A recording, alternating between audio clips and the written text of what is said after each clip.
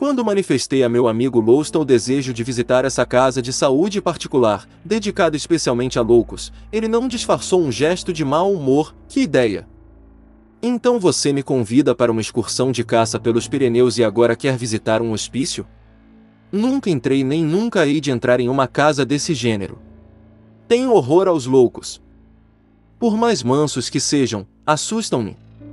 Pois eu sempre tive grande desejo de observá-los de perto. Se não opusessem sempre tão grandes dificuldades à entrada de leigos. Essa não seja a dúvida, disse Louston. Se você se empenha mesmo nisso. Eu tenho boas relações com o Sr. Mylarder. Quem é esse Sr. Mylarder? É o diretor da casa de saúde.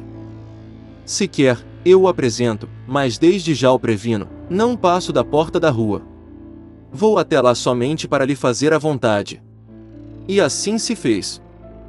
Vista da pequena cidade em que nos havíamos instalado, a casa de saúde parecia muito próxima, mas para chegar a ela tivemos que caminhar mais de 1 hora, por estradas em ladeira e nem sempre bem conservadas. Quando, afinal, saltamos de nossos cavalos diante do portão, tive uma impressão desagradável ao ver o edifício. Era um antigo castelo, com a fachada muito estragada pelo tempo, de aspecto fantástico. Atravessamos um jardim, que parecia abandonado, e aproximando-nos da porta de entrada, vimos que ela estava entreaberta e o rosto de um homem surgindo junto no umbral fitava-nos com ar desconfiado. Porém Louston saudou-o pelo nome e o Sr. Mylarder, pois era ele, veio a nosso encontro com um sorriso amável. Era um homem de alta estatura, com maneiras de fidalgo e muito cortês, a despeito da expressão grave e autoritária, que parecia ser-lhe habitual. Meu amigo apresentou-me, expôs-lhe meu desejo de visitar o estabelecimento e desde que o Sr. Mylarder lhe assegurou que tudo me facilitaria de bom grado, alegou um compromisso urgente e retirou-se. Então o diretor fez-me entrar para um vestíbulo exíguo, mas muito limpo e onde, entre outros objetos denunciando gosto apurado, vi livros, quadros e instrumentos de música. Quando entramos, uma moça de rara formosura estava sentada ao piano e tocava um trecho de Bellini. Ao ver-me, deteve-se e saudou-me com graça perfeita. Estava vestida de luto e seu rosto pálido parecia marcado por um profundo desgosto. Tinham-me dito em Paris que essa casa de saúde fora uma das primeiras a adotar o tratamento pela doçura. Toda a violência física fora banida e era mesmo raro que se mantivessem os loucos presos em cubículos. Recordando essas informações, examinei atentamente a linda moça. Seria ela uma das internadas? Havia em seus olhos um fulgor tão singular. Falei-lhe, tendo cuidado de dizer apenas as banalidades menos capazes de exaltar ou contrariar uma demente. Ela respondia-me com palavras perfeitamente sensatas e mesmo com inteligência notável, mas eu já havia lido bastante sobre loucos para saber que não nos devemos fiar nessas aparências. Quando um criado trouxe refrescos e a moça, com uma breve saudação, retirou-se do vestíbulo, dirigia ao Sr. Mylarder um olhar tão francamente interrogador que ele protestou: "Não, não. Essa moça é minha sobrinha. Peço-lhe que me desculpe. Como sei que os loucos, aqui, andam livremente", andavam, corrigiu tristemente o Sr. Mylarder. "Como?" exclamei, sinceramente contristado. Será possível que tenha renunciado a seu método, que tanto ouvi elogiar? Sim, infelizmente, fui forçado a isso, há já algumas semanas. A prática é, afinal de contas, o melhor dos mestres e obrigou-me a voltar à velha rotina. Que pena! Eu o lamento ainda mais do que o senhor. Teria tanto prazer em mostrar-lhe como aplicava meu método, que, a princípio, parecia produzir os melhores resultados. Como deve saber, o que caracteriza, em geral, os loucos é uma ideia fixa, uma mania. Pois bem, em vez de contrariar essas manias, eu fingia aceitá-las por mais absurdas que fossem. Por exemplo, um de nossos doentes tinha a ideia fixa de que era um galo. Que fazia eu? Servia-lhe os alimentos numa lata, colocada no chão no galinheiro e chamava-o assim: "Pi, pi, pi, pi. Venha cá. Aqui está seu milho." E isso era bastante para acalmá-los e curá-los, não. Mas juntávamos a essa aquiescência distrações variadas, música, dança, ginástica, jogos. Às vezes encarregava um louco de vigiar outro, fingindo ter inteira confiança em sua habilidade. Isso dava resultados maravilhosos. E não os prendia? Muito raramente. Apenas nos casos de acesso de fúria. Então era preciso isolá-lo para que os outros não fossem contagiados. De resto, em regra, não aceitamos aqui loucos furiosos. Mas, como lhe disse, acabei por ter tão dolorosas provas de que esse sistema era perigoso, pois estou surpreendido, atalhei com sincera tristeza. Tinham-me dito exatamente o contrário. Ah! Meu amigo, suspirou o Sr. Maillard. O senhor é ainda muito moço. Ainda acredita em tudo quanto lhe dizem. Mas vamos jantar. Depois eu farei visitar todo o estabelecimento e explicar-lhe-ei o novo sistema. Ah! Então adotou um sistema novo? E de resultados prodigiosos, o mais eficaz dos sistemas até hoje imaginados. Asterisco, asterisco, asterisco. Pouco depois, entrávamos na sala de jantar onde tive a surpresa de encontrar 25 ou 30 pessoas já sentadas à mesa. Meu espanto ainda foi maior quando notei que todas essas pessoas estavam vestidas com grande luxo, mas com roupas antigas. Principalmente as senhoras, que constituíam a maioria da assembleia, exibiam vestidos de há 20, 30 e até de há 100 anos. A própria moça, que o Sr. Maillard me apresentará no vestuário, dizendo-me ser sua sobrinha, apresentava-se agora com um vestido de cestinhas e anquinhas, grande demais para ela, e que a tornava lamentavelmente ridícula. E cada qual ostentava os adornos mais variados numa tal confusão de épocas e modas que comecei a desconfiar de que o Sr. Maillard me enganara, para melhor apreciar minhas impressões, e que aqueles eram os asilados, os loucos, que, de acordo com o método de doçura, tinham a liberdade de se vestir como bem entendessem. A mesa era soberba, com prataria maciça e iguarias perfeitas, mas excessivas. Os convivas eram 30 no máximo e havia ali jantar para mais de 100 pessoas. Havia também exagero de luzes. Em suma, tudo aquilo era tão estranho que eu não sabia o que pensar, mas sentado ao lado do diretor do estabelecimento tratei de saborear o que me serviam. Em toda a mesa a conversação se generalizou com animação, porém o que mais me impressionou foi que o assunto predileto de todos era a loucura, suas várias modalidades e os casos mais característicos dessa triste enfermidade. Tivemos aqui, dizia um homenzinho magro, sentado à minha esquerda, um sujeito que tinha mania de pensar que era um bule. O mais curioso é que essa ideia tão estranha é muito comum entre os loucos. Raro é o hospício em que não há um homem bule. O homem de quem falo, acreditava-se bule de metal branco, e todas as manhãs esfrega-se cuidadosamente com uma flanela untada de pasta contra a ferrugem. Conheci outro, disse um homem alto e gordo, do outro lado da mesa, que julgava-se um burro. Mais extraordinário ainda era outro, que eu conheci e que afirmava ser um queijo.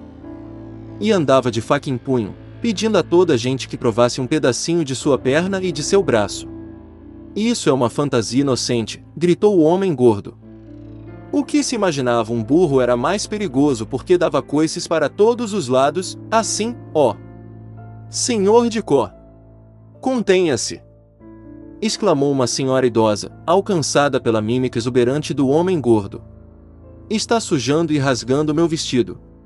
Mil perdões, Mille, disse o senhor de Có, curvando-se e beijando a própria mão, com uma reverência das usadas no outro século.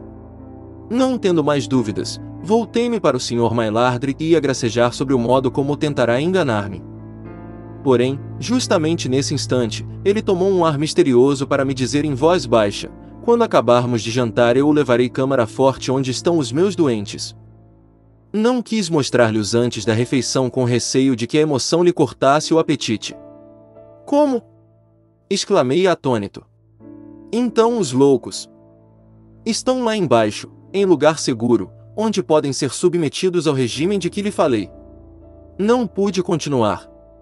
Pouco além, um homem muito vermelho, para contar que conhecera um louco, que se julgava uma garrafa de champanhe, meteu um dedo na boca e retirou subitamente com tal habilidade que imitou perfeitamente o espocar de uma rolha de vinho espumante. Em seguida, franzindo os lábios, começou a imitar o silvo do champanhe, que transborda da garrafa. Senhor Boulard! disse severamente o diretor. Ficar-lhe-ia muito obrigado se mantivesse com mais comedimento. O senhor... Boulard calou-se imediatamente e ficou ainda mais vermelho, visivelmente mortificado pelo vexame de ser assim chamado à ordem. Mas, depois de refletir um instante, resolveu protestar e, erguendo uma dose com ar de grande dignidade, começou: senhor diretor. Senhor diretor. Tenha paciência, mas eu não admito. Não pude ouvir o resto da frase. Sua voz foi subitamente abafada por uma série de gritos agudos, verdadeiros uivos, que vinham não sei de onde. Confesso que senti os nervos profundamente abalados por essas vociferações. Porém, ainda maior foi a impressão sobre os convivas do Dr. Maillard. Nunca tive ante meus olhos uma coleção de fisionomias tão transtornadas pelo terror. Todos ficaram lívidos como mortos, encolheram-se em suas cadeiras e ficaram trêmulos e gaguejantes de pavor como se esperassem o recomeçar dos tétricos clamores. De fato, eles não tardaram a recomeçar, mais fortes e mais próximos, depois, uma terceira e uma quarta vez, que foi a mais atenuada. Quando tudo passou, afinal, os convivas recobraram o domínio de si mesmos e recomeçaram a tagarelar animadamente, sempre contando anedotas sobre loucos. Arrisquei-me então a perguntar ao senhor Maillard da causa do estranho alarido. Coisa à toa, disse o diretor serenamente. São os loucos, que, às vezes, dão para gritar, todos juntos. Como geralmente isso acontece quando eles tentam fugir, isso assusta um pouco as pessoas que aqui estão, e são muitos. Indaguei. Não. Agora tenho aqui somente uns 10. Mulheres em sua maioria, aposto. Não, senhor, todos homens e latagões robustos, perigosos. É curioso. Sempre ouvi dizer que as mulheres eram mais numerosas do que os homens nos hospícios. Geralmente, assim é, mas minha casa de saúde constitui uma exceção talvez única. Antigamente eu tinha aqui, ora, vejamos, quantos? Uns 27 loucos, entre os quais as mulheres eram 18. Depois a situação mudou. Ah! Mudou por completo. Por completo, por completo! Gritaram todos os convivas com entusiasmo. Calem-se! Gritou o Sr. Maillard, vermelho de cólera. Toda a assistência aquietou-se durante um minuto, pelo menos, guardou o mais absoluto silêncio. Então não me contive mais. Baixando a voz, cheguei-me para o Sr. Maillard e perguntei: e o senhor está certo de que entre as pessoas presentes não há também algumas que... Repetiu o diretor, com ar de imenso espanto. Que quer o senhor dizer? Quero dizer que, não me engano, alguns desses senhores e senhoras estão talvez um pouco doentes. Ora qual? Exclamou o diretor, com um sorriso indulgente. Que ideia! Conheço-os todos há muito tempo. Tem talvez algumas excentricidades, mas afirmo-lhe que são todos perfeitos de espírito. São meus amigos e meus auxiliares. Todos? As senhoras também? Pois claro. As mulheres são as melhores enfermeiras para loucos. Sabem como ninguém aplicar o meu novo sistema. Ah! Sim. É verdade. O senhor prometeu-me explicar-me esse sistema, que é, ao que parece, de uma grande severidade. Nem tanto assim. Apenas exige reclusão absoluta. Mas o tratamento, propriamente a terapêutica, deve até ser agradável aos doentes, deveras? Sim. Devo dizer-lhe que não fui eu quem inventou o método, apenas o aperfeiçoei e completei. Porque descobri o seguinte: exatamente quando os loucos se mostram mais calmos e mais lúcidos é quando são mais perigosos, é preciso metê-los imediatamente em camisolas de força. Olhe, aqui mesmo e não há muito tempo produziu-se um estranho acontecimento. O sistema da doçura, como o senhor diz, produziu um caso estranho e sintomático. Os loucos andavam livremente pela casa e portavam-se com tranquilidade exemplar, tão notável que qualquer pessoa de bom senso teria logo compreendido que um plano diabólico se tramava entre eles. De repente, os guardas enfermeiros foram atacados de improviso, amarrados dos pés à cabeça, metidos na câmara forte e vigiados pelos loucos com a severidade que não lhes tinha sido aplicada. Santo Deus! Exclamei assombrado. Um caso assim é absolutamente sem precedentes. Mas ocorreu aqui, disse o diretor com o mesmo ar grave. Tudo por culpa de um imbecil, um louco, que imaginou haver inventado um método de direção melhor do que todos até hoje conhecidos. Para experimentar esse método, arregimentou os outros loucos. E conseguiu dominar os guardas? Por completo. Houve então uma troca geral dos papéis. Os guardas passaram a ficar sob a guarda dos loucos. Mas isso certamente não durou muito tempo. Os camponeses da vizinhança, os fornecedores de certo, não tardaram a denunciar essa situação. Qual? O chefe do movimento era mais esperto do que o senhor imagina. Desde esse dia não deixou entrar aqui nenhum estranho, com exceção única de um rapaz. É verdade. Não sei mesmo por que deixou ele esse rapaz entrar aqui, então isso durou muito tempo? Muito. Um mês pelo menos. Durante esse tempo, os loucos divertiram-se à vontade, comeram e beberam do melhor, vestiram-se como lhes deu na telha e o melhor foi que não pôde prosseguir, sua voz foi abafada pelos gritos furiosos, que recomeçavam ainda mais fortes do que há pouco e, desta vez, parecendo aproximar-se rapidamente. Céus! Exclamei assustado, é de se jurar que os loucos fugiram. Também me parece, disse o diretor, muito pálido. De fato, as vociferações ouviam-se agora do lado de fora e as portas e janelas foram sacudidas como se várias pessoas singularmente fortes pretendessem penetrar na sala. Seguiu-se uma indescritível confusão. Com grande surpresa para mim, o Sr. Maillard abandonou sua cadeira e meteu-se debaixo do aparador.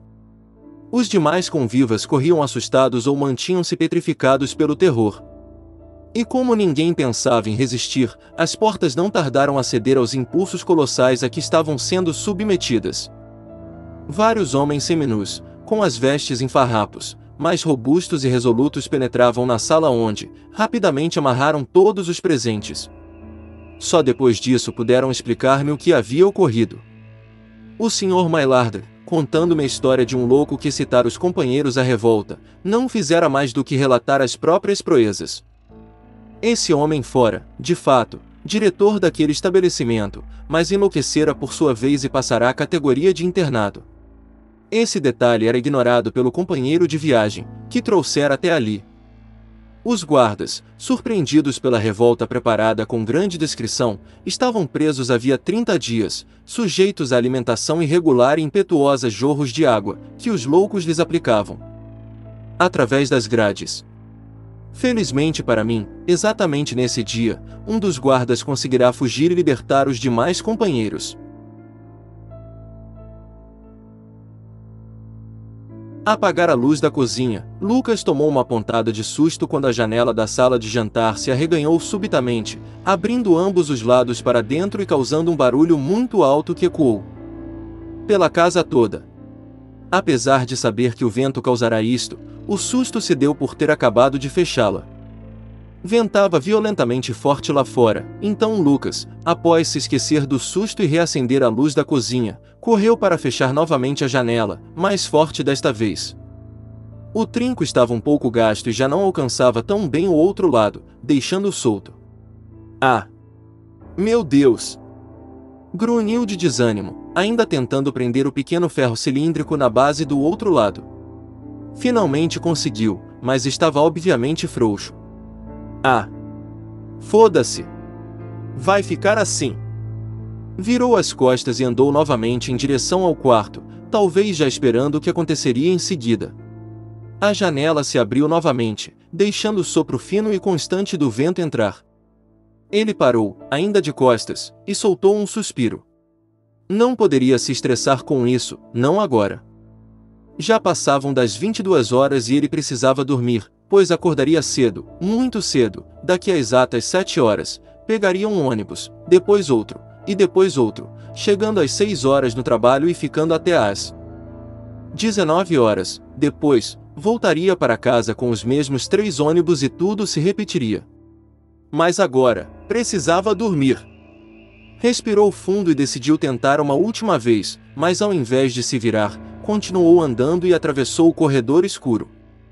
Voltou logo em seguida, colocando um par de meias na mesma mão, primeiro uma, depois a outra por cima.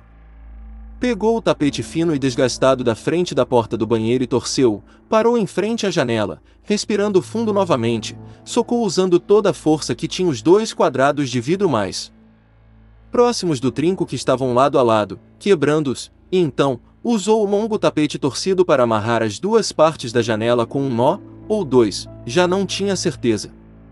Tirou as meias da mão e viu que nada demais havia acontecido, e por isso ficou surpreso em como pensara tão rápido nessa solução. Mas no mesmo minuto, percebeu que agora tinham 2 buracos na sua janela, pequenos, claro, mas ainda assim, alguém poderia desfazer os nós e invadir sua casa. Seria fácil. Decidiu ignorar esses pensamentos quando notou que estava quase dormindo em pé. Suas pálpebras lutavam para descer por completo, e ele estava quase cedendo. Amanhã eu resolvo isso, murmurou sozinho, como se tentasse convencer seu próprio cérebro. Ao voltar à sua posição inicial, apagou mecanicamente a luz da cozinha, a luz do quarto, e passou direto pela porta, sem fechá-la, ignorando-a.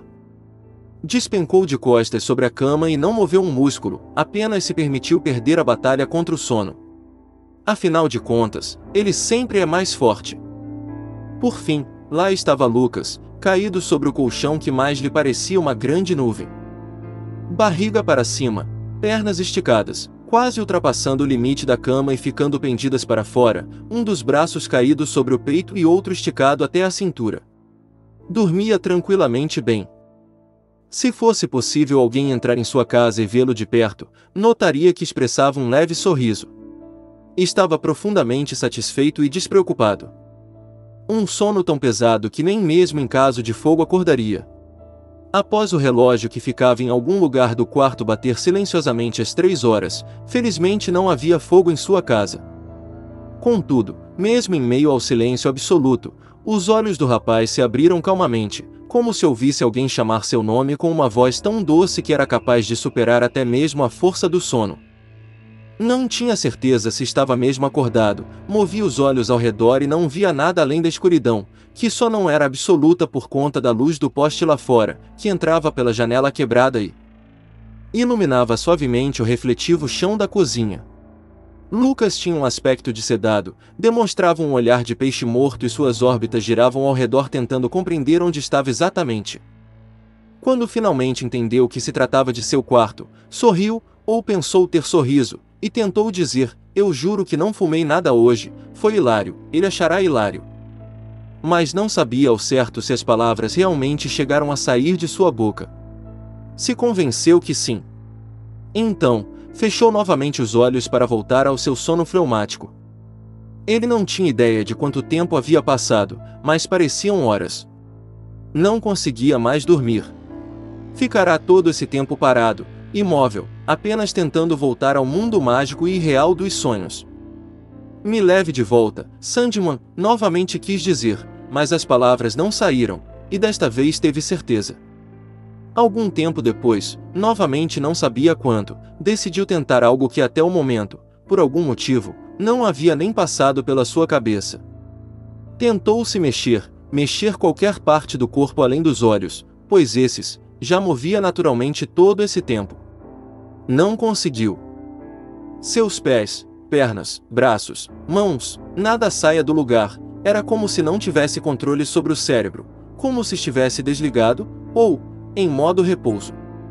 Droga! Novamente pensou tão alto que jurou ter saído de sua boca. Estava paralisado. Era uma condição comum, mas que nunca lhe acontecerá. E essa condição tinha um nome, qual era mesmo? Não conseguia se lembrar. Mas sabia o que provavelmente lhe aconteceria enquanto não conseguisse dormir. E provavelmente não conseguiria, pois sua mente estava agora muito ocupada, tentando se lembrar. Qual é mesmo o nome dessa condição? Paralisia do sono, alguém disse. Seus olhos viraram rapidamente para seu lado direito, de onde pensou ter ouvido esse suspiro. Mas como um suspiro poderia soar perfeitamente como uma frase coesa? Quem está aí? Ele queria dizer. Ele tentou dizer. Mas havia apenas o silêncio, um silêncio angustiante. No escuro, as pupilas dilatadas de Lucas encaravam fixamente o canto ainda mais escuro do quarto. Estava tão sombrio e tenebroso, que jurava ver alguém agachado ali. É óbvio que o coração no peito do rapaz ansiava para que se levantasse o mais depressa possível e acendesse a luz do quarto. Contudo, está paralisado, disse novamente, do escuro.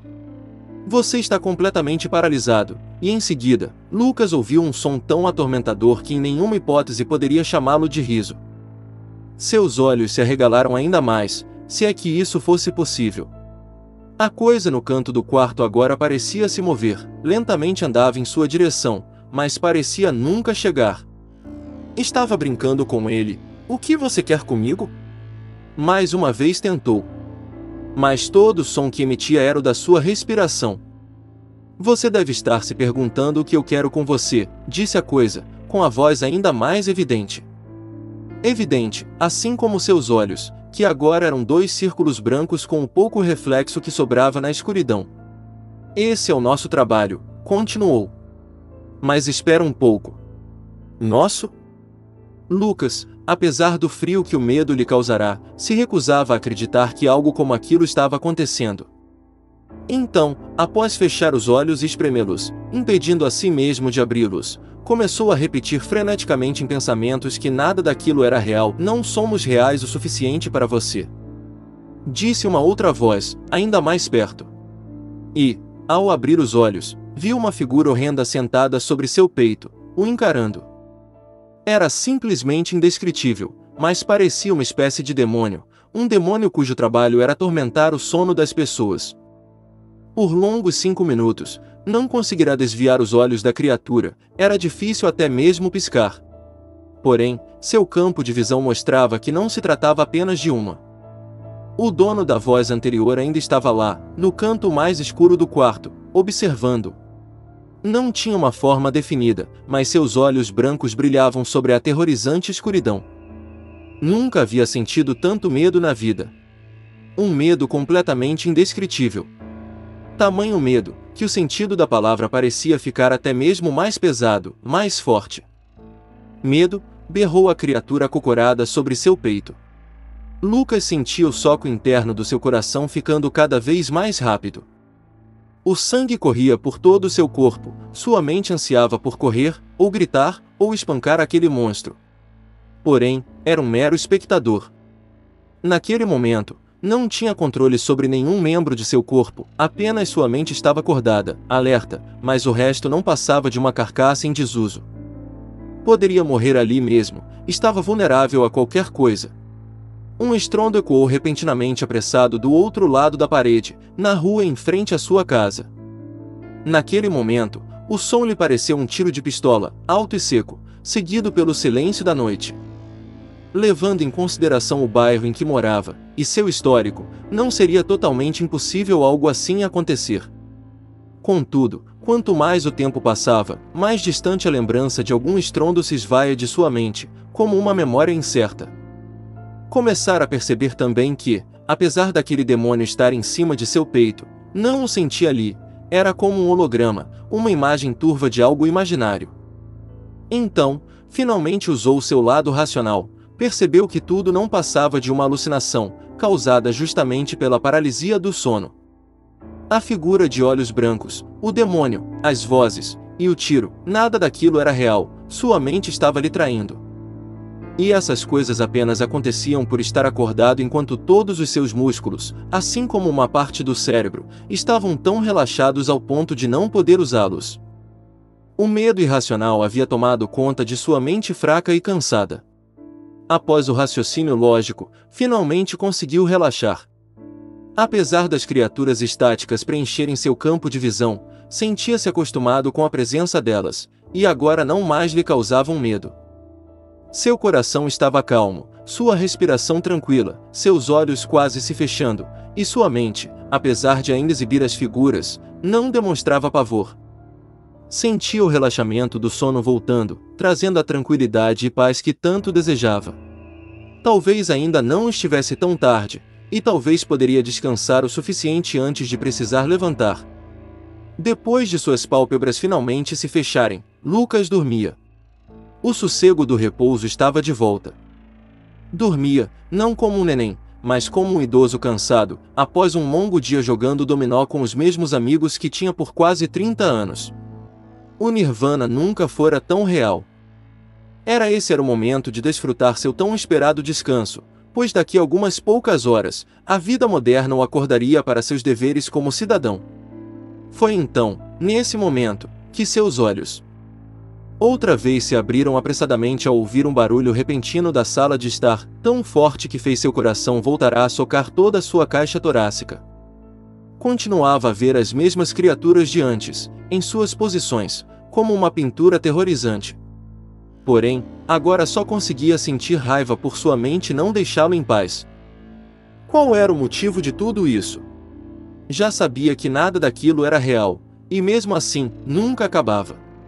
E mesmo assim, continuava com tanto medo.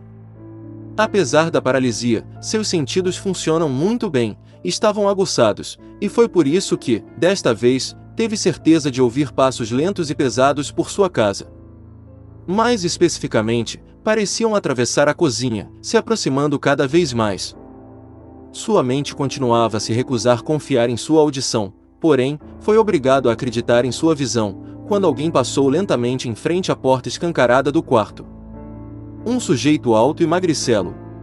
E por conta da pouca luz que sobrava na casa, apenas sua silhueta era visível, transmitindo uma aparência não humana. Esse ser se arrastava e andava pausadamente pela casa, gemendo, quase chorando, e fazendo sons incompreensíveis. Parecia procurar por algo, ou alguém. Talvez estivesse atrás da sua próxima vítima, seja lá quem, ou o que, ele fosse. Não demorou muito para o homem andar por todos os cantos da casa, sobrando apenas um cômodo, o quarto de Lucas. Onde o mesmo jazia deitado, paralisado na cama, já não conseguindo mais controlar sua respiração. Caralho, Lucas. Se controla. Você já sabe que nada disso é real. Tentava se consolar. Tem literalmente um demônio na sua frente. E você está com medo de passos? E ele poderia estar certo. E pensou que realmente estava, quando novamente o silêncio se espalhou. Está vendo? É disso que eu estou falando. Controle sua mente. Os batimentos diminuíram novamente, sentiu o relaxamento voltando ao seu corpo, as pálpebras sutilmente se fechando, a respiração se aquietando, e o sono voltando. Deu uma última olhadela para o quarto, conferindo se estava tudo bem. Foi então que notou algo que o fez relaxar ainda mais. O demônio e a figura no fundo do quarto estavam desaparecendo, apagando-se diante de seus olhos. Se sentiu aliviado e pensou que poderia finalmente dormir. Depois de tudo aquilo, dormiria bem naquela noite. Sim. Sem dúvida, dormiria. Mas ainda não estava na hora. De repente, um gemido, alto e rouco, um gemido agudo, de dor, de sofrimento. Os passos voltaram, o homem trombava em todos os móveis da casa e caía no chão com frequência. Me deixe dormir em paz. Lucas queria gritar, após despertar novamente. Mas ainda não conseguia. Encarava fixamente a porta aberta do quarto e a passagem para a cozinha, esperando o momento em que o homem apareceria ali, repentinamente, vindo ao seu encontro, com as mãos direcionadas ao seu pescoço. Sem dúvida o mataria. Seria fácil. O homem gritava, chorava e esperneava usando toda a sua garganta, e em seguida tossia, com uma dor intensa que só ele conseguia sentir. Emitia sons que eram impossíveis de se compreender. Era aterrorizante. E tudo ficava ainda pior com o fato de Lucas simplesmente não poder levantar e enfrentá-lo. Como já percebera, estava sujeito a isso, incapaz de se defender. Os pensamentos de que nada daquilo era real voltaram à sua cabeça, e novamente começou a acreditar, era uma forma de autocontrole. Como isso poderia ser real? O que poderia ser real após ver um demônio sentado sobre seu peito?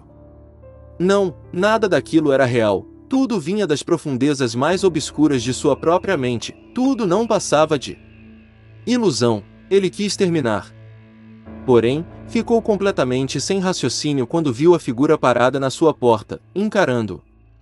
O horror atingiu seu coração com tamanha força que Lucas poderia literalmente morrer de tanto medo. O pavor que sentirá daquelas falsas criaturas nem se comparava com o sentimento que, agora, lhe corroía de dentro para fora. As órbitas estavam fixadas e completamente estateladas, viradas para a criatura que mal se movia, apenas o encarava, respirando com dificuldade e emitindo um som impossível de se compreender. Uma lágrima escorreu do olho de Lucas, depois outra, e outra. E então, a visão estava ficando embaçada, tudo estava turvo e seus olhos queriam se fechar. Não estava com sono, estava desmaiando no meio de uma paralisia. Mas seu maior medo naquele momento, apesar de ter um ser estranho parado na sua porta, era que poderia estar morrendo. E embora o horror que sentia, começou a temer o simples fato de fechar os olhos.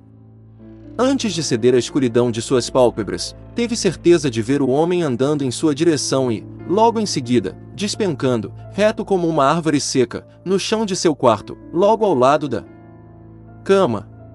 E assim que fechou os olhos, sentiu algo respingando em seus pés descobertos que repousavam imóveis quase para fora da cama. Foi só então que, às 3h30h, assim como havia previsto, dormiu tranquilamente bem naquela noite, e após todo esse pavor irreal, conseguirá voltar ao seu tão desejado sono fleumático. A caneca verde com detalhes em branco era preenchida lentamente com um café quente recém-passado. Em seguida, ao se sentar no sofá e beber um longo gole, Lucas, que já não se lembrava da última vez em que ficará em casa durante aquele horário na semana, alcançou o controle e ligou a TV. O Jornal da Manhã acabará de mostrar a previsão do tempo, e Lucas não se importou muito com o fato de que choveria o resto da semana, pois tinha recebido quase um mês de férias, por conta da condição que havia passado, e o trauma que viera com ela. Depois da apresentadora passar a palavra à repórter, Lucas se levantou para reabastecer a caneca, ainda ouvindo a notícia. Um acontecimento inacreditável, dizia a repórter. Aqui no bairro Bela Vista, Arthur, de 27 anos, foi vítima de um homicídio. Segundo testemunhas da vizinhança, ele teria levado um tiro por volta das 3h20 da manhã, nesta rua. Porém, após sua autópsia, foi confirmado que o projétil ficou alojado entre a costela e o pulmão, onde ele, nesse caso específico, poderia sobreviver caso tivesse sido socorrido a tempo. Após o tiro, ele teria entrado nesta casa, por uma janela que já estava quebrada, cujo morador relatou estar dormindo durante tudo o ocorrido, e declarando não ter visto, nem ouvido nada. Desligou a TV e terminou de tomar seu café, mas logo notou que ainda não tinha se livrado completamente desse tormento, pois, lá fora, juntamente com a repórter e o cinegrafista, estavam uma multidão de pessoas, algumas delas, seus vizinhos, que não conseguiam engolir o fato de que Lucas simplesmente estava dormindo enquanto um homem bom como aquele perambulava sangrando pela sua casa, implorando ajuda e gritando de dor. O garoto teve sorte de encontrar uma casa que pudesse facilmente entrar, mas o azar de seu morador ser o único que não poderia ajudá-lo.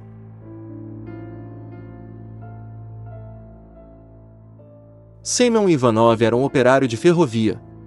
Sua cabana ficava a 10 verstas de uma estação ferroviária, numa direção, e a 12 verstas na outra. Havia, a cerca de 4 verstas dali, há uma fábrica de algodão, inaugurada no ano anterior, cuja alta chaminé erigia-se, sombria, por detrás da floresta. As únicas moradias ao redor eram as cabanas distantes de outros operários. A saúde de Semyon Ivanov estava completamente abalada. 9 anos atrás, servirá, durante a guerra inteira, como servo de um oficial. O sol o assara, o frio o congelara e a fome o consumia nas marchas forçadas, de 40 e 50 verstas por dia, submetido ao calor e ao frio, à chuva e ao sol. As balas uniram sobre ele, mas, graças a Deus, jamais um inimigo o alvejou. O regimento de Semyon já esteve na linha de fogo. Durante uma semana inteira houve escaramuças com os turcos, e apenas uma profunda ravina separava os exércitos inimigos. Da manhã à noite, havia um constante fogo cruzado. 3 vezes ao dia, da cozinha do acampamento à ravina, Semyon levava um samovar fumegante e as refeições de seu oficial. As balas zumbiam ao seu redor e esmigalhavam-se ferozmente contra as rochas. Semyon ficava apavorado e, às vezes, chorava, mas não desistiu. Os oficiais estavam sempre satisfeitos, porque Semyon sempre lhes mantinha o chá pronto e quente. Ele voltou da campanha com os membros intactos, mas padecia de reumatismo. Desde então, não era pouca a sua tristeza. Ao voltar para casa, descobriu que seu pai, um homem idoso, e seu filhinho, de apenas 4 anos, haviam morrido. Semyon permaneceu sozinho com sua esposa. Eles não podiam fazer muita coisa. Era difícil arar com braços e pernas reumáticos. Já não mais podiam ficar naquela aldeia. Propuseram-se, pois, buscar a sorte em novos lugares. Eles permaneceram por pouco tempo em Kherson e Donchina, mas em lugar algum tiveram sorte. Então, a esposa fez-se serviçal e Semyon continuou a viajar. Certa feita, tomou um trem. Numa das paradas, o chefe da estação lhe pareceu familiar. Olharam-se e se reconheceram. "Você é Ivanov?" disse o chefe. "Sim, senhor." "Como você veio parar aqui?" Semyon contou-lhe tudo. "Para onde está indo?" "Não posso lhe dizer, senhor." "Tolo! O que você quer dizer com não posso te dizer?" "Eu quero dizer o que já estou dizendo. Não há nenhum lugar para onde eu possa ir. Devo procurar trabalho, senhor." O chefe da estação olhou, pensou um pouco e disse: "Veja bem, amigo. Fique aqui um pouco, na estação. Você é casado, eu acho. Onde está sua esposa?" "Sim, senhor, eu sou casado. Minha esposa está em Kurs, a serviço de um comerciante." "Bem, escreva para sua esposa e diga-lhe para vir. Darei a ela um passe livre. Há uma vaga de operário. Falarei com o chefe em seu nome." "Fico grato ao senhor," respondeu Semyon. Semyon ficava na estação, ajudava na cozinha, cortava lenha, limpava o jardim e varria a plataforma. 15 dias depois, chegou-lhe a mulher e Semyon foi num carrinho de trilho para a cabana. Esta era nova e aquecida, com tanta lenha quanto poderia pretender. Havia uma pequena horta, legado dos antigos moradores, e, de cada lado do aterro da ferrovia, cerca de meio deciatim de terra arada. Semyon ficou feliz. Começou a pensar em plantar alguma coisa e comprar uma vaca e um cavalo. Semyon recebeu todos os utensílios necessários: uma bandeira verde, uma bandeira vermelha, algumas lanternas, uma buzina, um martelo, uma chave de fenda para as porcas, um pé de cabra, pás, vassouras, parafusos e pregos. Deram-lhe 2 volumes contendo os regulamentos e os horários dos trens. A princípio, Semyon não conseguia dormir à noite, decorando todos os horários. 2 horas antes da chegada do trem, ele saía da cabana, sentava-se no banco e verificava se os trilhos tremiam ou se ouvia o barulho do trem. Até mesmo aprendeu o regulamento de cor, embora apenas pudesse ler soletrando palavra por palavra. Era verão. O trabalho não era pesado, não havia neve para remover os trens, naquela linha, não eram tão frequentes. Semyon costumava repassar o terreno 2 vezes por dia, examinar e desaparafusar as aqui e ali, manter o leito dos trilhos nivelado, olhar os encanamentos de água e, depois, cuidar de seus próprios assuntos em casa. Só havia uma desvantagem: ele sempre precisava da permissão do inspetor para a mínima coisa que quisesse fazer. Semyon e sua esposa estavam, até, começando a ficar entediados. 2 meses decorreram e Semyon se pôs a conhecer os vizinhos, os operários de ambos os lados. Um deles era um homem muito velho, a quem as autoridades sempre pretendiam socorrer. Quase não saía da cabana. Sua esposa costumava fazer todo o seu serviço. O outro empregado, que morava mais perto da estação, era um homem jovem e magro, malgrado musculoso. Ele e Semyon se encontraram pela primeira vez na linha intermediária entre as cabanas. Semyon tirou o chapéu e fez uma reverência. "Boa saúde para você, vizinho", disse ele. O vizinho olhou de soslaio. "Como vai?" Respondeu, depois, virou-se e partiu. Mais tarde, as esposas se conheceram. A esposa de Sêmon passava o dia com a vizinha, mas ela, também, era de poucas palavras. Em certa ocasião, Sêmon disse à vizinha, minha jovem, o seu marido não fala muito. A princípio, a mulher nada disse. Depois respondeu, mas o que tem ele para falar? Cada um tem seu próprio negócio. Siga seu caminho, e que Deus esteja com você. No entanto, depois de mais ou menos um mês, eles deveras se conheceram. Sêmon ia com vasilha ao longo dos trilhos, punha o cachimbo na boca, fumava e falava sobre as coisas da vida.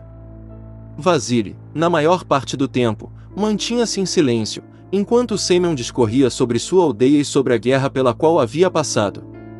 Não tive pouca tristeza na vida, dizia ele. E Deus sabe que não vivi muito. Deus não me deu felicidade. Ofereça-me ele o que lhe aprouver, que assim seja. Isso mesmo, amigo Vasile Stepanich. Vasile Stepanich entronou as cinzas de seu cachimbo no trilho, levantou-se e disse, não é a sorte que nos segue na vida, mas os seres humanos. Não há fera mais cruel, nesta terra, do que o homem. O lobo não come o lobo, mas o homem devora, prontamente, outro homem. Vamos, amigo, não diga isso, lobo come lobo. As palavras vieram à minha mente e eu disse o que disse. Mesmo assim, nada há de mais cruel do que o homem. Se não fosse por sua maldade e ganância, viver seria possível. Todo mundo tenta roer-lhe até o sabugo, morder-lhe e devorá-lo. Sêmon ponderou um pouco. Eu não sei, irmão, disse ele. Talvez seja assim, talvez seja a vontade de Deus. E talvez, disse Vasile, seja perda de tempo falar como você fala. Pôr às costas de Deus tudo o que é desagradável, sentar-se e sofrer significa, irmão, não ser um homem, mas um animal. É isso que tenho a dizer. E, sem se despedir, virou-se e foi embora. Sêmon também se levantou. Vizinho, disse, por que perde a paciência? Mas o vizinho não olhou para trás e continuou o seu caminho. Sêmon olhou até que Vasile desapareceu numa curva. Então, foi para casa e disse à esposa, Arina, nosso vizinho é um ente perverso, não um homem. No entanto, os homens não brigaram. Encontraram-se novamente e discutiram os mesmos tópicos. Tudo bem, se não fosse pelos homens, não estaríamos enfurnados nessas cabanas, disse Vasile, em uma ocasião. E se estivermos enfurnados em cabanas, o que há de mais? Não é assim tão ruim. Você bem pode viver nelas. Sim, viver nelas. Bah! Ora, você viveu muito, mas aprendeu pouco, olhou muito, mas pouco viu. Que tipo de vida existe para um homem pobre, enfurnado numa cabana aqui ou ali? Os canibais o estão devorando. Eles estão sugando todo o seu sangue vital e, quando você envelhecer, eles o jogarão fora, da mesma forma que fazem com as cascas para alimentar os porcos. Que salário você recebe? Não muito, Vasile Stepanich, 12 rublos. E eu, 13 rublos e meio. Por quê? Pelos regulamentos, a empresa deveria nos dar 15 rublos por mês, com combustível e iluminação. Quem decide que você deve ter 12 rublos, ou eu 13,5? Pergunte a si mesmo. E você me diz que um homem pode viver com isto? Você entende que não se trata de 1,5 rublo ou 3 rublos, mesmo que eles paguem 15 rublos a cada um de nós. Eu estive na estação, no mês passado. O diretor passou por lá. Eu o vi. Tive essa honra. Ele tinha um vagão privativo. Saiu e ficou na plataforma. Não ficarei aqui por muito tempo. Irei a algum lugar, a qualquer lugar. Devo seguir o meu faro. Mas aonde você vai, Stepanich? Pense bem. Aqui você tem casa, aconchego, um pedacinho de terra. Sua esposa é uma mulher trabalhadeira. Pedacinho de terra. Você deveria olhar para o meu pedaço de terra. Não há um só galho nele, nada. Plantei alguns couves na primavera, justamente quando o inspetor apareceu. Ele disse-me, o que é isso? Por que você não relatou isso?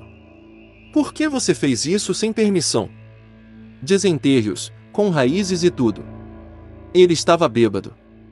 Noutra ocasião, ele não teria dito uma palavra, mas, desta vez, sentiu-se incomodado. 3 bons rublos.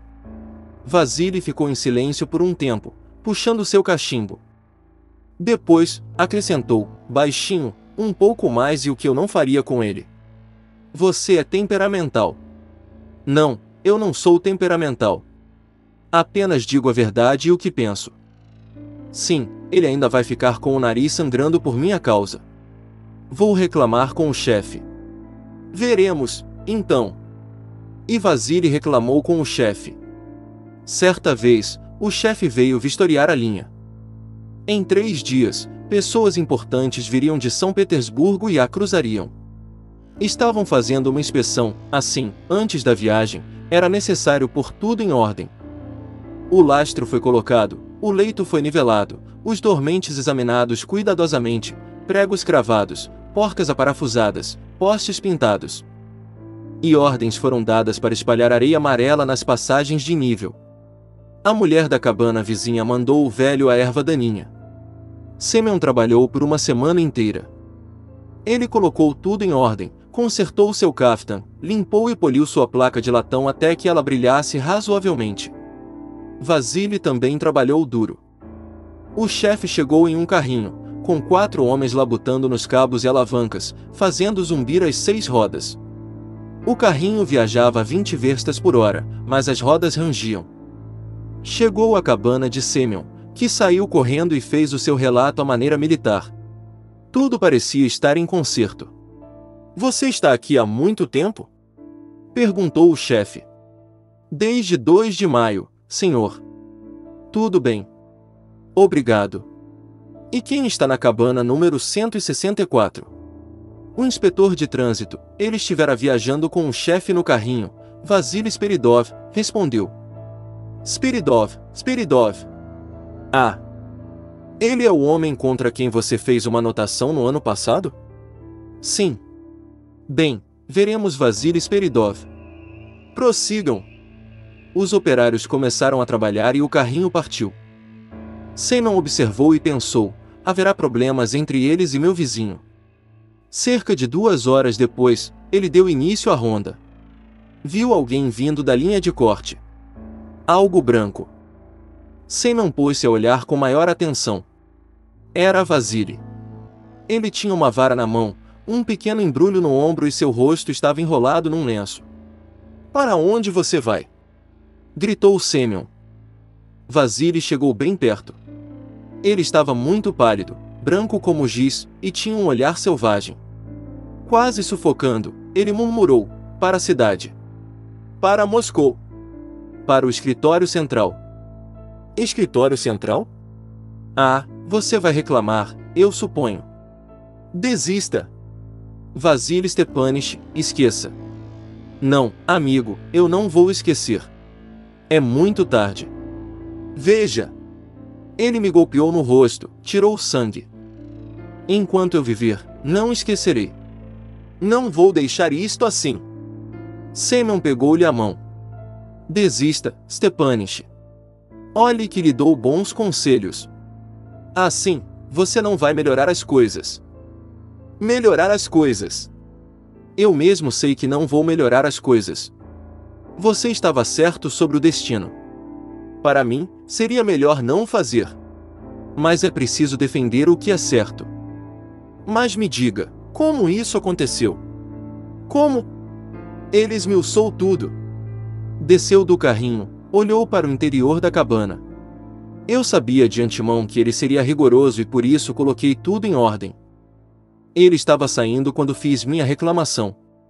Imediatamente, ele gritou, aqui vem um inquérito do governo e você faz uma reclamação sobre uma horta. Aqui estão chegando conselheiros particulares, e você me aborrece com couves. Eu perdi a paciência e disse algo, não muito, mas ofendi, e ele me deu um tapa na cara. Fiquei inerte. Não fiz nada, como se o que ele fez estivesse perfeitamente bem. Eles partiram. Voltei a mim, lavei o rosto e fui embora. E a cabana? Minha esposa ficou lá. Ela cuidará das coisas. Não se preocupe com as estradas deles. Vasily se levantou, recompondo-se. Adeus, Ivanov.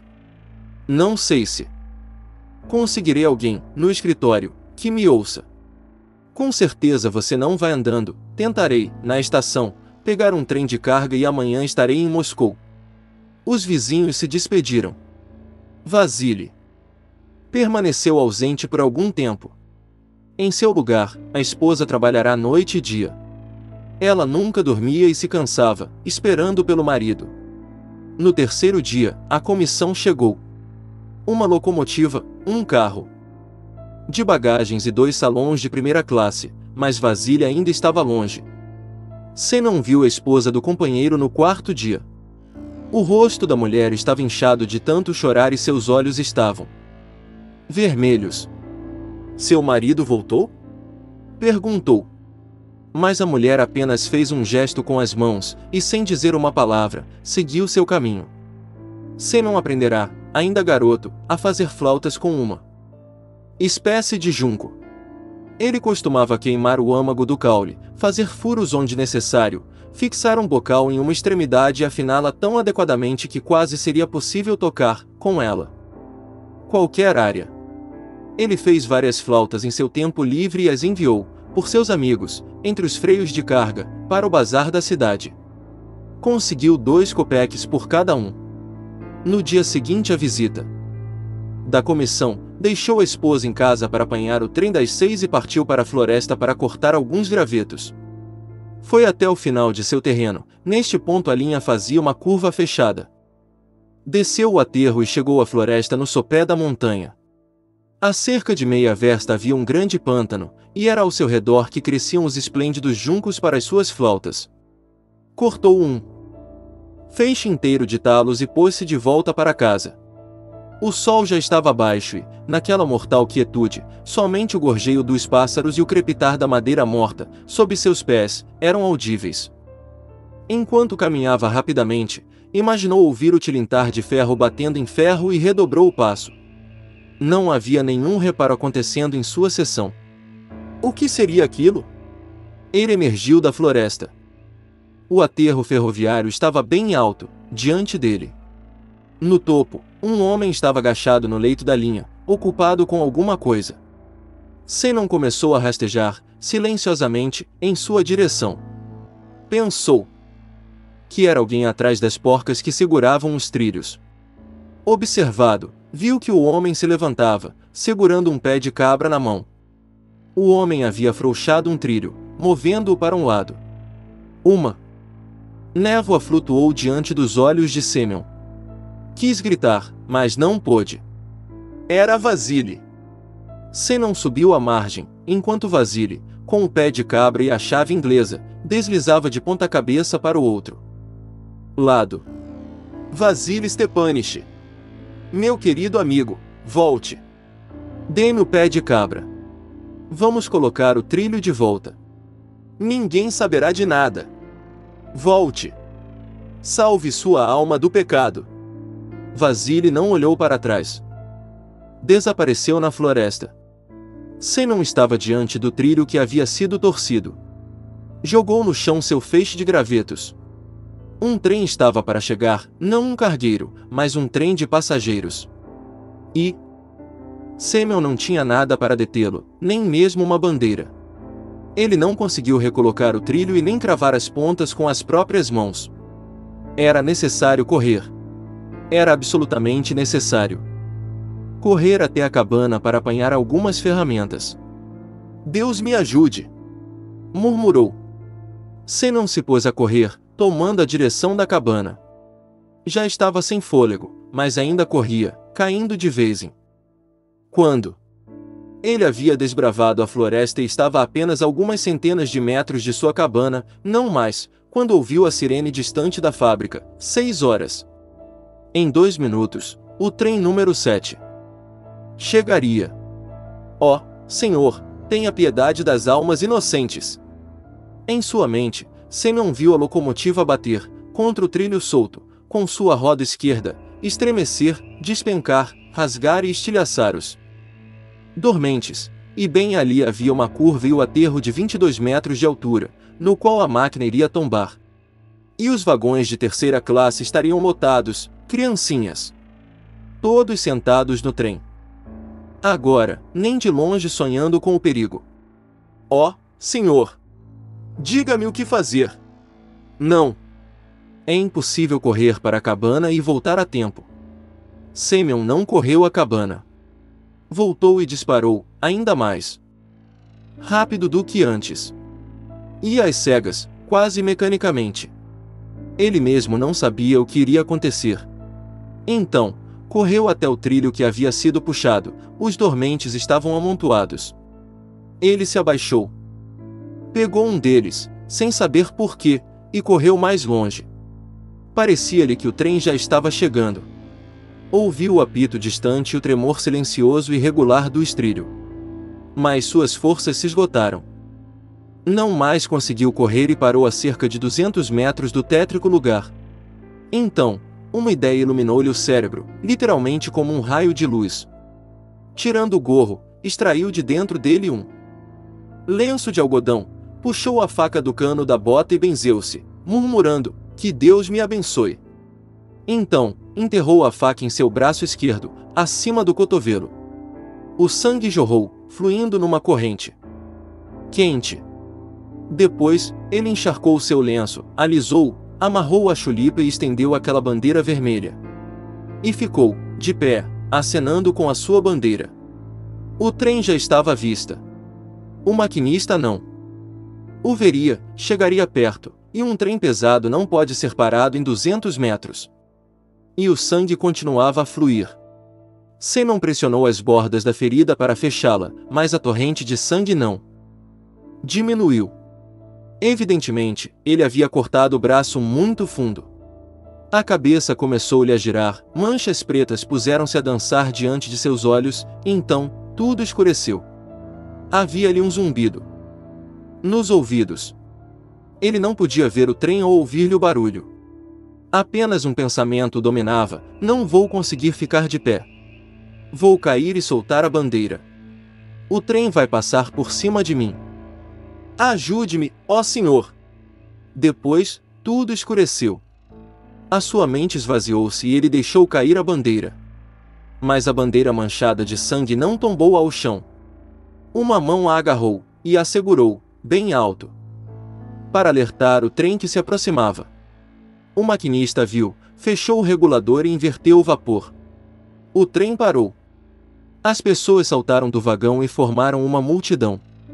Viram um homem caído, sem sentidos, sobre os trilhos, encharcado de sangue. E viram outro homem, parado ao seu lado, com um pano manchado de sangue atado à chulipa. Vasily olhou em volta. Depois, abaixando a cabeça, disse: "Prendam-me. Fui eu que descarrilou os trilhos." "Sim, Christopher. Eu sei. Você já me falou isso 1 milhão de vezes. Toda vez que passamos nessa rua, você aponta para essa casa e conta a história dos seus avós que moraram aqui." Essas foram as palavras de Julia, logo após seu namorado tentar lhe contar a arrepiante história de sua família. Desciam a rua Paim em uma tranquila caminhada no fim da tarde de um sábado agradável de agosto. Namoravam há menos de 1 ano, após se conhecerem em um clube de leitura local. Julia, uma mulher de 21 anos, encarava o homem charmoso de 23 que estava sentado exatamente de frente para ela no meio do círculo de leitores, todos com suas respectivas edições de O Iluminado nas mãos, inclusive os dois. Ambos eram bem-humorados, por isso, Christopher não ficou chateado com a indelicadeza da namorada. "Então já sabe o final da história", disse ele por fim, sorrindo. "Impossível não saber." Ela retrucou, áspera. Ele parou, fazendo-a parar também. Estavam de mãos dadas, logo à frente da casa. "O quê?" ela perguntou, franzindo a testa.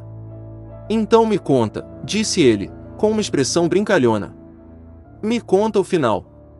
Ela revirou os olhos e respirou fundo. Tudo estava indo bem naquele dia. Tudo bem, até ele decidir começar com isso. Haviam acordado cedo para tomar café da manhã juntos em uma cafeteria no centro da cidade. Depois do almoço, passearam pelo parque de mãos dadas, cogitando fazer um piquenique, mas isso teria que ser planejado antes. Passaram no shopping, que ficava no caminho para casa, e compraram mantimentos para virar a noite assistindo séries. E agora, no fim da tarde, passeavam pelo bairro para relaxar a mente. Ideia dele, claro. Ela não aguentava mais andar por aí o dia todo, mas ele a convenceu, prometendo que teria uma surpresa caso ela fosse. Seu avô morreu, ela começou a dizer, querendo acabar logo com isso. Morreu enquanto dormia. E justo nessa noite, por algum motivo, sua avó decidiu dormir na sala. E quando chegou no quarto na manhã seguinte, ele havia morrido.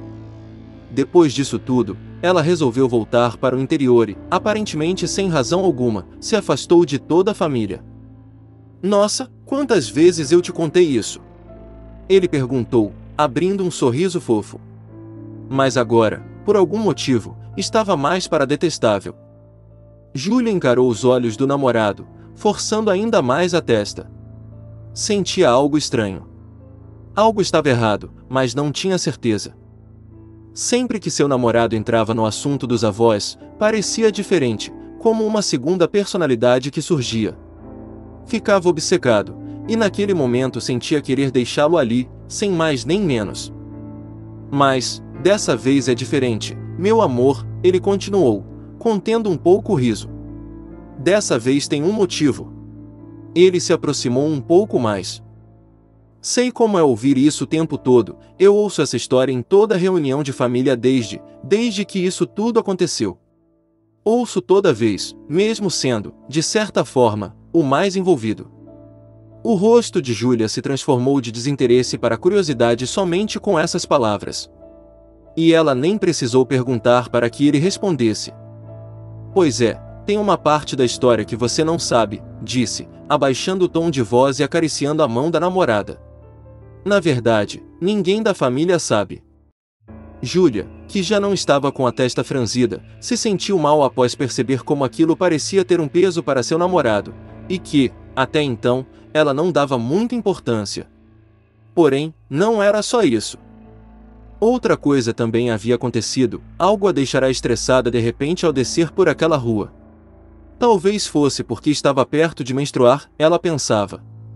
Mas não fazia sentido. Tudo estava bem o dia todo. Por que só agora, neste momento e lugar especificamente, parecia ter algo estranho acontecendo? Um interesse genuíno surgiu em seu rosto. Abraçou o namorado, pulando em seus braços repentinamente e beijou-o na boca. Então, se eu souber, vou ser a única? Ela perguntou, finalmente. Afirmou ele, retribuindo o beijo. Mas se terminar comigo, vou ter que matá-la. Os pombinhos riram, se abraçaram e se beijaram por alguns minutos, conversando baixinho entre eles e esquecendo a casa por um momento. Tudo bem, o segredo morre comigo. Eu juro. Ela recomeçou, descendo dos braços do namorado. Já que você jurou, ele respondeu, ainda rindo. Em seguida, a levou para se sentarem juntos no meio-fio, lado a lado, de costas para casa. Mas, amor, disse ela. Por que não contou para sua família? Ele encarou apaixonadamente seus olhos e ajeitou seu cabelo para trás da orelha em um movimento romântico como sempre era. Virou-se novamente para frente e suspirou, relaxando os ombros e olhando para baixo. Porque minha avó me fez prometer. Disse por fim. Prometer que não colocaria a família no meio disso. Foram as últimas palavras dela, antes de sair da cidade. O fim da tarde estava, agora, mais evidente. Christopher e Julia olhavam preguiçosamente o céu alaranjado e sentiam o vento refrescante ficando mais forte e gelado aos poucos. Pode se abrir comigo, meu amor, disse Julia, pousando sua mão sobre a perna do namorado. Christopher se levantou do meio-fio e acocorou-se de frente para ela. No dia, ele prosseguiu, após um suspiro, eu fui o único para quem minha avó ligou. Ela me contou o que havia acontecido e eu não perdi tempo para chegar aqui. Literalmente aqui, nesta casa. Ainda me lembro de tudo nitidamente. Júlia acariciou seu rosto e, depois, desceu suas mãos para segurar carinhosamente as dele. Sabe, ela não estava chorando, não parecia muito triste. Mas eu sabia que estava. Eu conseguia sentir. E quando ela disse que iria embora, lágrimas escorreram. Você não tem ideia, amor, foi uma memória muito traumática. Ela tentou ajudar. Forte. Não acho que tenha chegado a ser um trauma. A namorada o olhava com calma e empatia. Eu era muito próximo do meu avô, ele continuou. Consegue imaginar um sujeito realmente detestável? Ensaiou um sorriso. Era uma boa pessoa, claro. Mas, como todos nós, tinha defeitos. Ele gastava compulsivamente todo o seu dinheiro. Vivia reformando a casa, comprando roupas chiques, indo para lá e para cá na cidade. Júlia sorriu delicadamente, e ele também. Essa foi a ruína dele. Christopher ainda dizia. Ou era isso que achávamos. Até eu, que sempre estive com ele, pensei assim por um tempo. Mas, eu acho que agora entendo o velho. Limpou as lágrimas, e em seguida, tirou os olhos da moça e colocou-os na casa. Algo aconteceu. Foi quase imperceptível, mas suas pupilas dilataram. Se não fosse por essa maluquice dele, essa casa não seria tão bonita. Júlia se virou para trás e olhou. É linda mesmo. Ela confirmou. De fato, era belíssima. As paredes da frente tinham um tom de marrom café expresso, o piso era liso e acinzentado, e em ambos os dois andares, as janelas de formato retangular em pé com bordas pretas não deixavam o interior ser tão escuro. Do lado de dentro, sem dúvida, era ainda mais bonito. Christopher podia imaginar os cômodos, a escada de madeira clara que subia em leque, as portas duplas que davam para a varanda, as estátuas caras que o avô comprará, o jardim de inverno com todas as plantas, os móveis. Vamos nos mudar para cá, afirmou ele, repentinamente. O quê? Indagou Júlia, se virando de volta para ele com um olhar confuso. Vamos nos mudar o mais rápido possível. Mas por que isso do nada? Não foi do nada, meu bem. Eu venho pensando nisso já faz um tempo. E por que não falou comigo? Estou falando agora. Mas, Christopher, imagine só. Eu e você nesta casa, deixando-a cada vez mais bonita. Decorando e redecorando. Não sei, amor. Não sei se gosto da ideia de morar em uma casa onde alguém já morreu. Ah, pelo amor de Deus.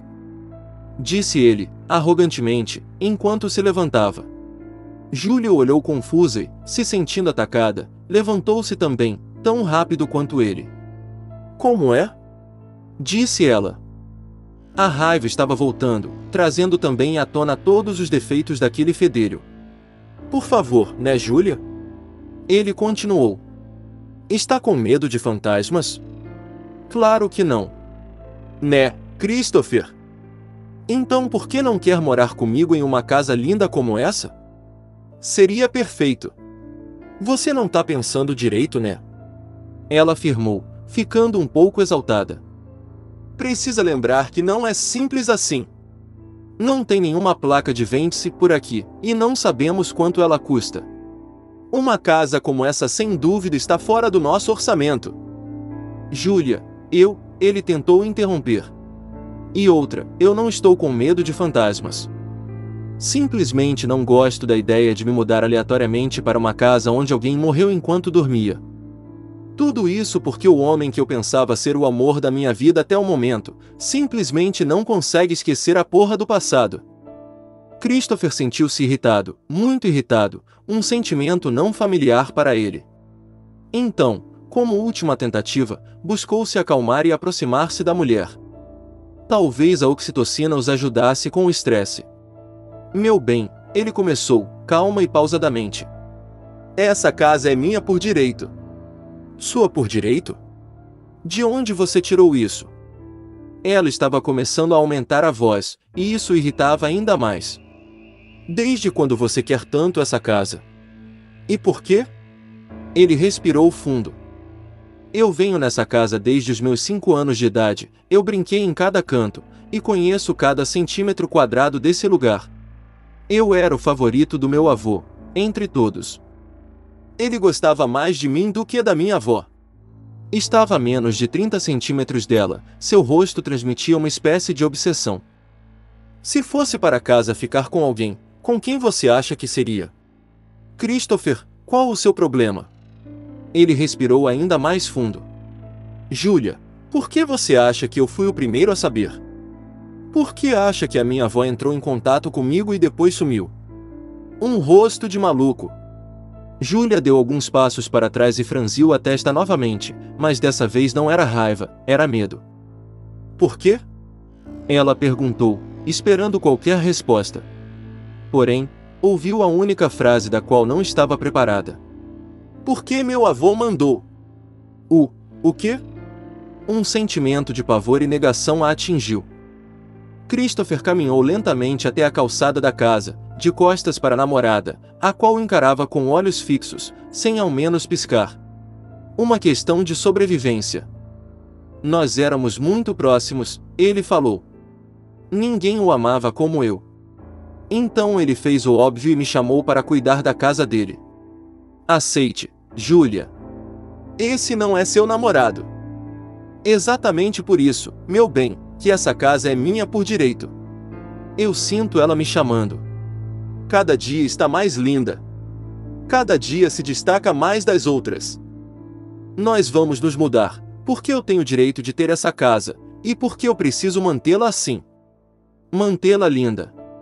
E com que dinheiro você pretende fazer isso? Indagou Julia. Eu não. Nós vamos dar um jeito, meu amor. Vamos dar um jeito juntos. Mesmo que isso te faça falir. Perguntou asperamente a namorada do rapaz. Sim. Mesmo que eu também morra. Vou cuidar desta casa, pois é tudo que eu mais quero. É o que seu avô queria. Christopher respirou fundo novamente. E qual o problema?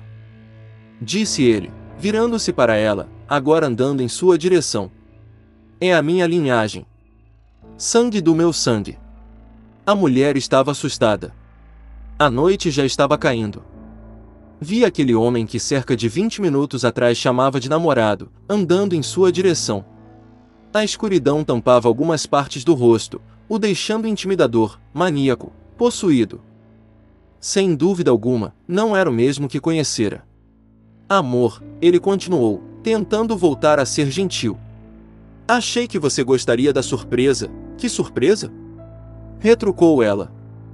O medo intensificara sua raiva. Me mostrar que na verdade você é louco? A casa, disse ele, seco. Eu já comprei a casa. Repentinamente, Julia pareceu perder todo o medo que sentia.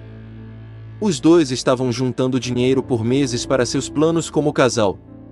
E agora, ele provavelmente gastara tudo com essa maldita casa. Essa era a surpresa? Você fez o quê? Ela gritou, dando alguns passos à frente. Qual a porra do seu problema, seu imbecil? Cala a boca! Ele gritou dessa vez, muito mais alto que ela. A mulher havia regalado os olhos e se calado instantaneamente, voltando a dar alguns passos para trás. Não tinha mais dúvida de que algo estava errado. Seu namorado era gentil e doce, o homem mais carinhoso que ela já conhecera. E agora, ele parecia outra pessoa. Tipo aqueles brutamontes que não conseguem ouvir um não. Parecia louco.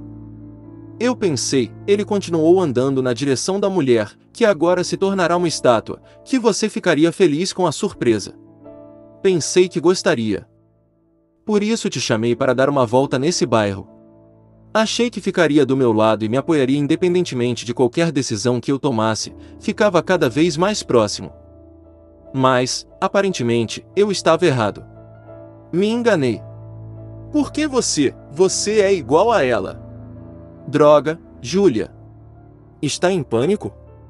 Por que não corre? Ela, quem? Arranjou forças para perguntar, quase gaguejando. Ele estava agora muito próximo dela, como nos dias felizes em que se beijavam com amor. Como há 20 minutos atrás. Aquela velha maldita não pensava do mesmo jeito que eu, sua voz, Júlia notara, tinha mudado. Estava rouca, vivia dizendo que devíamos ter voltado para o interior, mas eu gostava daqui. Mais perto, mais perto. E depois que eu morri, ela ficou louca para se livrar da casa e sair da cidade. O que você? Ela precisava morrer. Repentinamente, as forças voltaram para Júlia, e a moça apavorada sentiu seus pés se movendo para poder correr. E tentou. Mas Christopher, se aquilo realmente fosse Christopher, a agarrou pelo braço e puxou. Precisava morrer porque não pensava como eu. Não pensava em mim. Me deixe em paz, filho da puta. Socorrou. E pelo visto, você também não. Me solta, seu louco. Não, Lourdes. Você não vai me tirar da minha casa. Em seus momentos finais, Júlia notou que a casa estava com uma luz acesa do lado de dentro, iluminando apenas a janela que dava para a frente. Uma figura magra e alta espiava a rua por ela, empurrando gentilmente a cortina para o lado direito. Tinha certeza de que vira essa coisa acenar por o que pareciam ser milésimos de segundos. Foi então que se deu conta do que estava acontecendo. Tudo se passava muito rápido, mas conseguia ver o mundo em câmera lenta. Christopher, seu namorado, lindo como no dia em que se conheceram, mais diferente do que sempre fora, empurrava-na para o meio da rua com um dos braços. Ao olhar para sua direita, viu uma luz muito forte, tão forte que se imaginou nos degraus do paraíso, com Jesus Cristo abrindo pessoalmente as portas para que ela pudesse entrar. Contudo, eram apenas faróis. 2 faróis fortes que, sem dúvida alguma, viram o rosto do namorado assassino. Ele seria pego. E isso trazia alívio, não só para ela, como também para alguma parte dele, lá no fundo. O corpo voou por 5 metros antes de se chocar com o chão. No capô do carro e onde houve o impacto, havia sangue fresco. Mas o motorista provavelmente estava em um dia ruim, pois não quis se intrometer na vida alheia. Acelerou o carro e dobrou a esquina tão rápido quanto apareceu. O corpo da jovem Júlia foi deixado para os curiosos de plantão que talvez tenham escutado a batida, ou talvez não. Christopher virou-se tranquilamente, como se acabasse de jogar uma latinha de refrigerante na rua, sem preocupação alguma. Foi em direção à casa.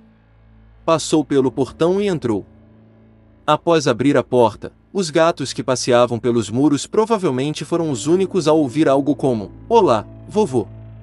Eu voltei."